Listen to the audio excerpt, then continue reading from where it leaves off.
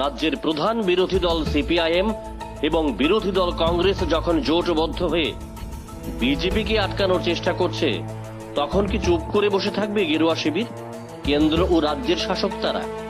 CPIM ও কংগ্রেসকে পাল্টা রাজনীতির অক্টোপাসে আটকে দিতে তারাও নাকি নিয়েছে নয়া কৌশল।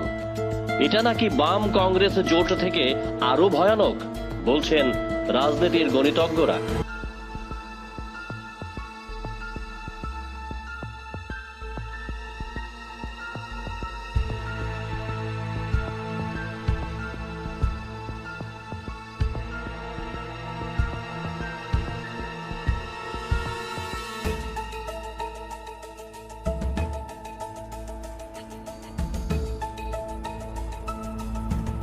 দর্শক বন্ধু, আপনারা এক সারিতে মোদী, মমতা ও প্রদ্যোৎ কিশোরের ছবি দেখে কিছু আন্দাজ করতে পেরেছেন কি?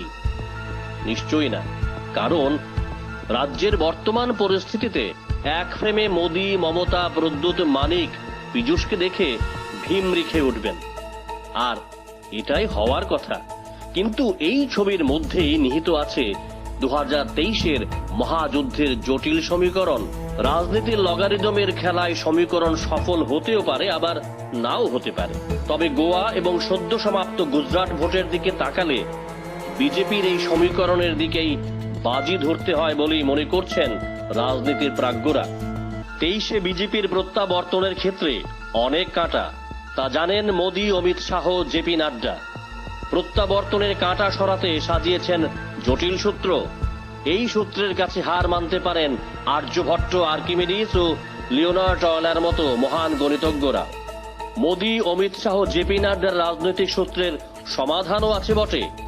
মহাভারতের কুরুক্ষেত্রের যুদ্ধের চক্রব্যূহ থেকে বের হতে ব্যর্থ হয়েছিলেন অর্জুনপুত্র অভিমন্যু, কিন্তু দেশীয় রাজনীতির ভোট যুদ্ধের চক্রব্যূহ থেকে বের হওয়ার রাস্তা সম্পর্কে অবগত বিজেপির অভিমন্যু নরেন্দ্র মোদী। তাই তিনি বারবার চক্রব্যূহের মধ্যে পড়েও বেরিয়ে আসতে পারেন। তার উদাহরণ বহু। ত্রিপুরাতেও 23-এর রণক্ষেত্রে বিজেপিকে চক্রব্যূহ থেকে একমাত্র উদ্ধারকর্তা খোদ নরেন্দ্র দামোদর দাস মোদী। সঙ্গে আছেন তার। ত্রিপুরাতে বাম কংগ্রেস জোটের সুনামি আটকাতে মোদীর পাশে আছেন মমতা, প্রদ্যোৎ। 23-এর মহারণে বিজেপি লড়াই করবে একা, পাহাড়ে একা লড়বে তিপ্রামথা। সমতলে প্রদ্যোৎ, মমতার মধ্যে হতে পারে আসন সমঝোতা। রাজনীতির এই সমীকরণে কারই বা কি লাভ হবে? তিপ্রামথা কেন তৃণমূল কংগ্রেসের সঙ্গে যাবে? উত্থাপিত সংশ্লিষ্ট প্রশ্নের উত্তর দিয়েছেন রাজনীতিকরা।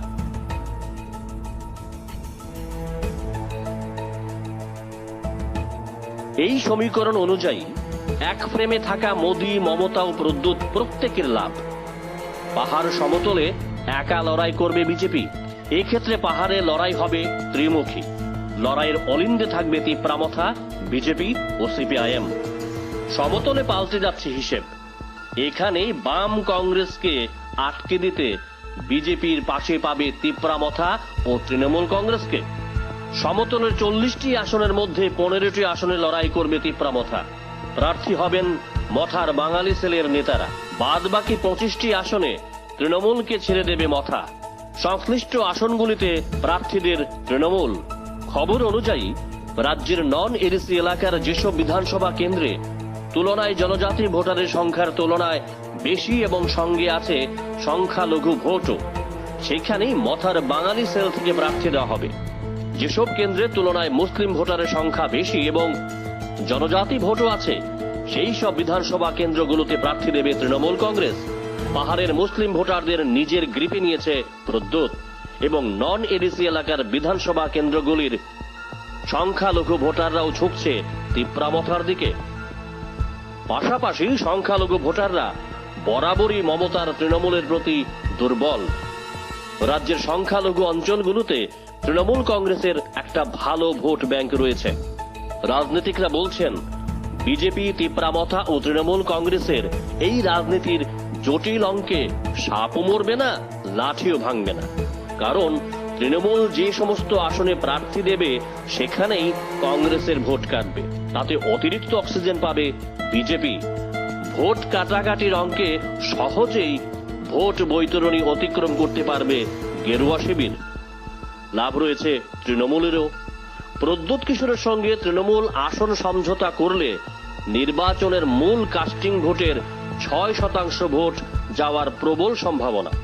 তাতে জাতীয় দলের স্বীকৃতি পেতে তৃণমূল কংগ্রেসের কোনো অসুবিধা হবে না এবং মোদির সঙ্গে দিদি মমতার রাজনৈতিক বন্ধুত্ব আরো সুঠাম হবে। অন্যদিকে নির্বাচনের পর হাতে থাকা আসনগুলি নিয়ে বিজেপির সঙ্গে সরকারের মিশে যেতে পারবে প্রদ্যোৎ কিশোরের তিপ্রামথা, বসবে ক্ষমতার মসনদে। প্রায় একই চরিত্র নিয়ে উত্তর পূর্বাঞ্চলের অন্যান্য রাজ্যের আঞ্চলিক দলগুলি বিভিন্ন সময়ে বসেছিল শাসকের চেয়ারে। মথাও ভোট শেষে একই পথে হাঁটলে অবাক হওয়ার কিছু থাকবে না। এই কারণেই কি সুদীপের হুঙ্কারের পর ততটা গর্জন করেননি প্রদ্যোৎ কিশোর? প্রদ্যোৎ কেন যাবেন সমতলে তৃণমূল কংগ্রেসের সঙ্গে আসন সমঝোতা করতে? তার পেছনেও নাকি রয়েছে বড় রহস্য। কলকাতার বালিগঞ্জে ত্রিপুরার রাজাদের একটি প্রাসাদ সমেত বাড়ি রয়েছে। উত্তরাধিকার মূলে এখন প্রদ্যোৎই মালিক। বাড়িটি ত্রিপুরা হাউস নামে পরিচিত। এই বাড়িতে কোনো এক প্রমোটারকে বিক্রি করার সিদ্ধান্ত নেওয়া হয়েছিল এবং প্রমোটার প্রধান ধাপে অ্যাডভান্স স্বরূপ 3 কোটি টাকা দিয়েছিলেন। কিন্তু সেখানেও মমতার সরকার বাজিমাত করে ত্রিপুরা হাউসকে হেরিটেজ হাউস ঘোষণা করেন মমতা। এই বাড়িটিতে নাকি কবিগুরু কাজী নজরুল থেকে শচীন কর্তা সবার পদধূলি পড়েছিল। এখন সেই প্রমোটার 3 কোটি টাকা ফেরত চাইছেন। আর এই জায়গাতেই নাকি মমতার কাছে আটকে গেছেন প্রদ্যোৎ এবং নির্বাচনে মমতার সঙ্গে হাত মিললে মোটা অঙ্কের নির্বাচনী তহবিলও পাবেন প্রদ্যোৎ। আর তাতেই হবে সব মুশকিল আসান। প্রশ্ন আসা স্বাভাবিক, মমতা তো প্রদ্যোৎকে গ্রেটার ত্রিপুরাল্যান্ড দিতে পারবেন না, তাহলে কোন শর্তে মমতার সঙ্গে প্রদ্যোৎ কিশোর 25টি আসন সমঝোতা করবেন? সেই রহস্য উন্মোচন করবে জ্যাম 24। দর্শক বন্ধু, আপনারা নজর রাখুন জ্যাম 24 এর পর্দায়।